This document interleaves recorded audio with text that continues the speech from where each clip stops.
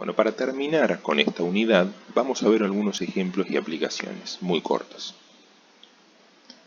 Supongamos el circuito que tenemos aquí arriba. Tenemos un flip-flop RS asincrónico, fíjese que no tiene entrada de clock. Un JK sincrónico, pero con las entradas puenteadas. Por lo tanto, podemos considerar a todo este bloque como un flip-flop T y un flip-flop D. El flip-flop del medio tiene un clock por flanco descendente, mientras que el flip-flop a la salida tiene un disparo por flanco ascendente. ¿Cómo se analiza un circuito así? Yo quiero ver cómo se comporta Z. Bueno, lo que tenemos que ir haciendo es trabajar en cascada. Entonces, como en este caso cada flip-flop es alimentado por un flip-flop previo, lo que vamos a hacer es analizar el primero de la cadena. El primero es asincrónico, por lo tanto solamente voy a tomar el estado de las variables R y S, que son las que tenemos aquí, para determinar la salida Q1 o QRS, como está puesto aquí. S en 1 y R en 0, set, la salida está en 1.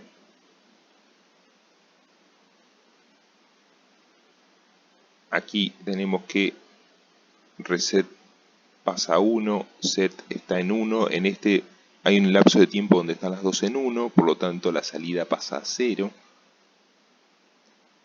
Todo este tiempo tenemos reset y set en 0, por lo tanto sigue en 0. Acá tenemos nuevamente la condición prohibida, R y S igual a 1, sigue en 0. Acá tenemos set en 1 y R en 0, por lo tanto pasa a 1. Aquí tenemos R1 y set en 0 pasa a 0. Nuevamente set en 1, R en 0 pasa a 1. Bien, con eso ya tenemos la primera señal intermedia. Ahora veamos qué pasa con el segundo. El segundo, como es un flip-flop JK en configuración T, con entrada de clock disparada por flanco descendente, ahora lo que voy a mirar es la entrada, que en este caso es QRS, y todos los flancos descendentes de clock. El resto de la señal no me importa. Entonces me paro aquí, primer flanco descendente, me fijo el estado de la entrada, está en 1. Si está en 1 y es un flip-flop T, invierte la salida. Por lo tanto, paso de 1 a 0. Asumí de movida que todos los flip-flops estaban en 1 al comenzar. Segundo flanco descendente, entrada en 1, invierte la salida. Por lo tanto, de 0 pasa a 1. Tercer flanco descendente, la entrada está en 1, vuelve a invertir. Después tenemos una sucesión de flancos descendentes que se corresponden con entradas nulas, por lo tanto la salida permanece en su último estado. Acá tenemos quizás una situación que a primera vista es confusa o conflictiva, que es un flanco que cae justo en una transición, ¿sí? Si bien acá no se ve muy bien, justo, digamos, este flanco captura el estado anterior, el 0, por tanto no cambia de estado. Pero esta sería una situación un poco conflictiva, porque acá podríamos tener que por una diferencia de pocos milisegundos o microsegundos, podría cambiar el estado. Flanco descendente, entrada en 1, inversión de salida. Flanco descendente, entrada en 0, mantenimiento. Flanco descendente, entrada en 1, inversión. Y ahora, una vez que tenemos esta señal, vamos a un flip-flop D, que se dispara por flanco ascendente. ¿Y lo que hace el flip-flop D? El flip-flop D básicamente copia a la entrada en cada flanco ascendente. Entonces ahora vamos a mirar esta de aquí en los flancos ascendentes. Primer flanco ascendente, la salida Q estaba en 0, por lo tanto Q negado está en 1, ¿sí? Esta salida que ven aquí representada es la salida Q2 en realidad, ¿sí? Entonces tenemos que verlo espejado. Siguiente flanco ascendente, hay un 1, copia un 0. Siguiente flanco ascendente, hay un 0, copia un 1. Los siguientes flancos ascendentes, como la Q2 está en 0, Q2 negado está en 1, copia unos. Aquí cambia a 0, etc. Entonces, vean cómo se hace el análisis. Primero identificar los dispositivos, si son sincrónicos o asincrónicos, las señales de entrada, y después ir armando una jerarquía o un flujo de propagación de señales. Yo fíjense que fui analizando los flip-flop por separado, usando siempre la información del flip-flop previo como entrada del siguiente. Veamos este otro ejemplo. Acá tenemos 3 flip-flop D iguales, todos disparados por el mismo clock. ¿Sí? Fíjense que la señal de clock es común, por lo tanto los 3 van a hacer lo mismo en simultáneo. Y la salida de los dos últimos a través de una compuerta se utiliza para justamente resetearlos. Aquí tenemos la entrada clear señalada. Supongamos que arrancan todos en 0, o sea que justamente antes de empezar los reseteamos. El símbolo de clock denota que es un detector de flanco ascendente, por lo tanto vamos a ver solo los flancos ascendentes de clock. Y nuestra señal de entrada, que está identificada como input, tiene esta forma. Entonces, primer flanco ascendente. Aquí nos queda, está puesto adrede, justamente una transición, ¿sí? En tal situación, nosotros no estamos teniendo en cuenta en todo este diseño, para no complejizarlo, todos los retardos inherentes de la lógica digital. Siempre que tengamos esta situación, vamos a asumir que en el momento del flanco, el flip-flop toma el estado previo a la transición, ¿sí? Por lo tanto, en este flanco, los 3 flip-flops lo que ven, o sea, mejor dicho, el flip-flop número 1 lo que ve es una entrada en 0, ¿sí? Por lo tanto, copia un 0. El segundo flip-flop tenía una entrada en 0, copia un 0, y el tercer flip-flop tenía una entrada en 0, copia un 0. Por eso están todos en 0. Segundo flanco de clock. La entrada está en 1. Por lo tanto, este flip-flop copia un 1 de la entrada a la salida. Por eso vemos que Q0 cambia de estado. Q1 y Q2 no cambian de estado. ¿Por qué? Porque en el momento que recibieron los 3 en simultáneo este flanco,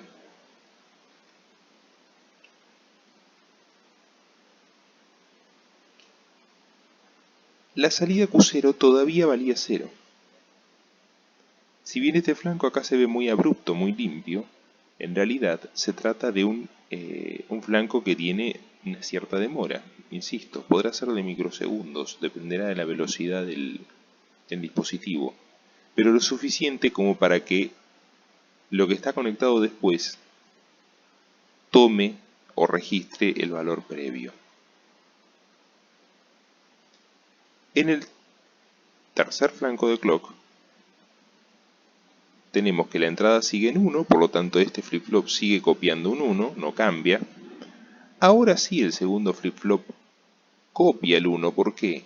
Antes del flanco de clock ya la entrada está en 1, por lo tanto lo que hace es copiar ese 1. En el tercer flanco de clock vuelve a ocurrir lo mismo con el primero, con el segundo, y ahora es el tercero el que copia un 1.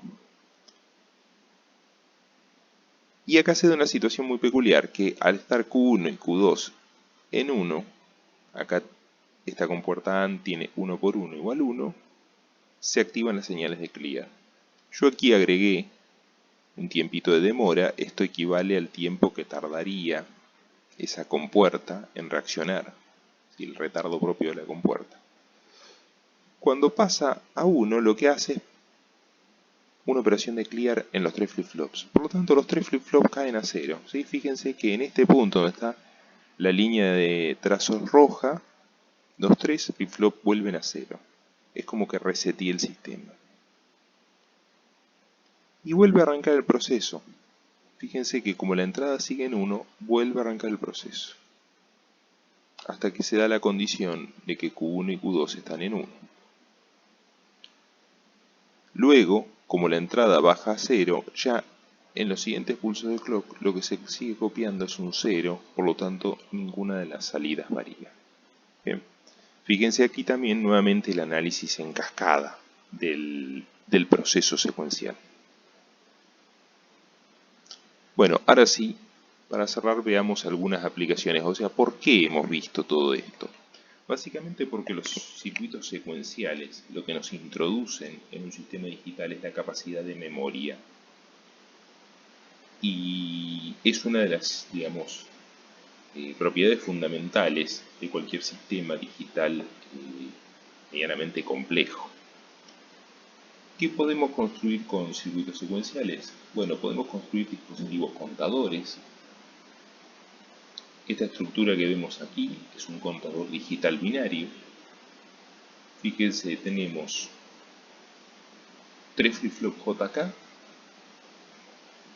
cuyas entradas J y K están puenteadas a 1, por lo tanto se comportan como un flip-flop T con la entrada en modo inversión permanente.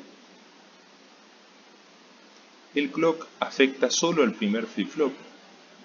Los siguientes dos obtienen su clock de la salida del flip-flop anterior, por lo tanto están dependientes del anterior. Y aquí podemos aplicar la misma lógica que vimos en los dos ejemplos anteriores. Vamos propagando la señal, digamos, en consonancia con el clock. Analizamos el primer flip-flop, flanco descendente. Por lo tanto, como está configurado con JK en 1, sabemos que lo que va a hacer es invertir siempre la señal. Asumiendo que todos arrancaron en 0, en cada flanco descendente, Q0 va a cambiar de estado. Y fíjense, un flanco descendente 0 a 1, otro flanco descendente de 1 a 0, otro flanco descendente de 0 a 1, otro flanco descendente de 1 a 0, así sucesivamente. El segundo flip-flop, de donde obtenemos Q1, hace lo mismo, pero no respecto del flanco de clock, sino de Q0, porque el clock de este flip-flop es Q0. Por lo tanto, ahora vamos a mirar estos flancos descendentes, ¿sí? Y el flip-flop 1 va a tener el mismo patrón de cambio, pero fíjense que lo hace a una frecuencia más lenta. Los cambios ahora son siempre a la mitad de la velocidad. El tercer flip-flop, identificado como FF2, va a ser lo mismo, pero ahora tomando como clock a Q1.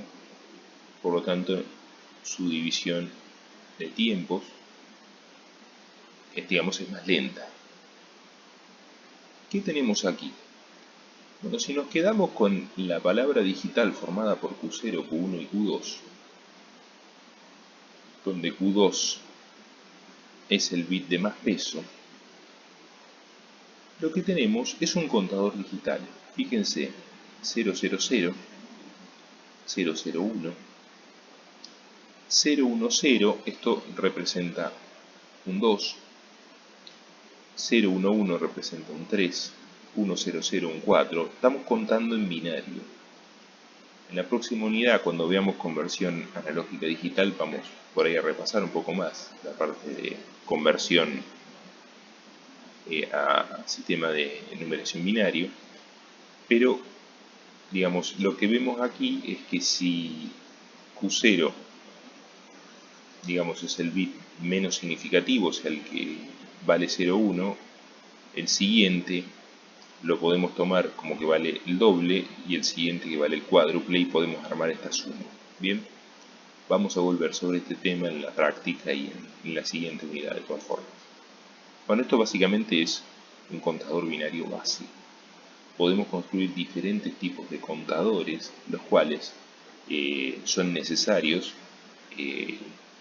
para un montón de operaciones, ¿sí? Vamos a ver, de hecho, en la unidad final, cuando trabajemos sobre sistemas PLC y programación ladder, que en muchos sistemas de automatización necesitamos contar cosas, ¿sí? En un automatismo necesitamos contar lo- el producto que se fabrica, un sistema de embalado, de dosificación, un control de tiempo, necesitan contar cosas. Bueno, ahí vamos a necesitar sistemas secuenciales. Después, como les dije, los flip-flop pueden considerarse como una unidad de memoria básica. Si tomamos el flip-flop D, el cual lo único que hacía era copiar la entrada, podemos construir memorias elementales, ¿sí? Fíjense este arreglo, más allá del detalle fino de todas las compuertas, pero a grosso modo,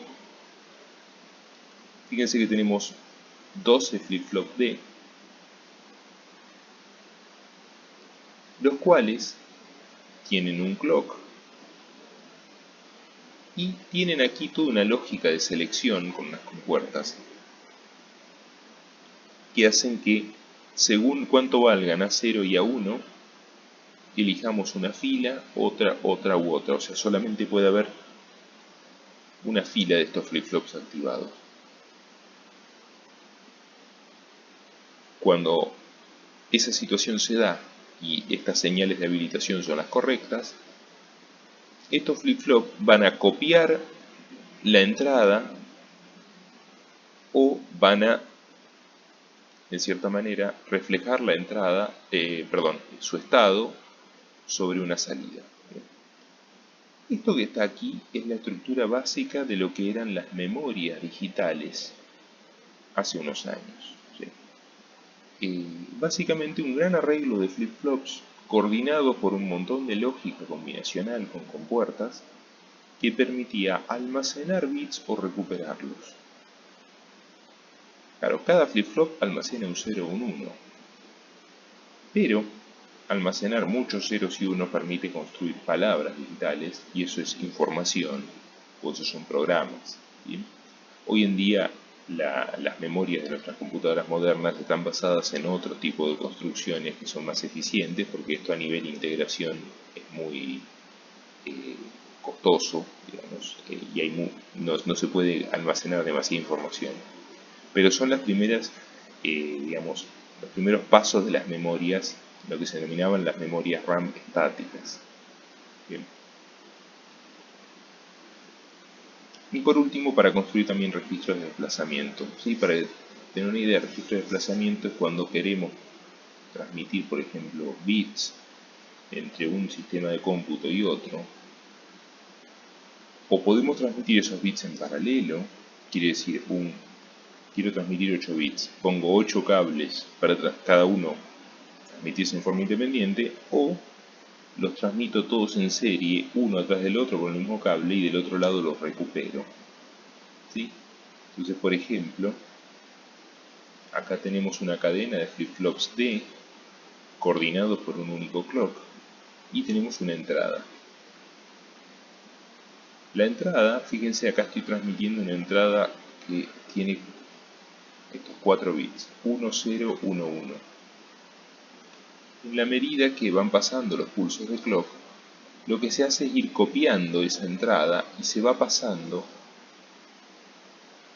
primero a Q0, ¿sí? Fíjense que Q0 es una versión desplazada de Q1, de la entrada, perdón, está desplazada en el tiempo. Q1 es una versión desplazada de Q0, Q2 es una versión desplazada de Q1 y así. Pero lo más interesante es que después de 4 pulsos de clock, 1, 2, 3, 4, logramos convertir esa entrada, que eran 4 bits en el tiempo, lo logré convertir en una representación paralela. ¿Bien? O sea, después de 4 pulsos de clock, convertí algo que venía por un único cable en 4 bits separados por 4 cables diferentes. Bien, este es un mecanismo por el cual se puede cambiar el formato de transmisión de de la información entre dispositivos digitales. Se puede hacer también la conversión inversa, que es pasar de 4 bits paralelos a 4 bits serie, o 4 u 8 o 10 millones, si no, no es una cuestión de números, sino de pasar de un formato a otro. Bueno, esto se conoce como registros de desplazamiento.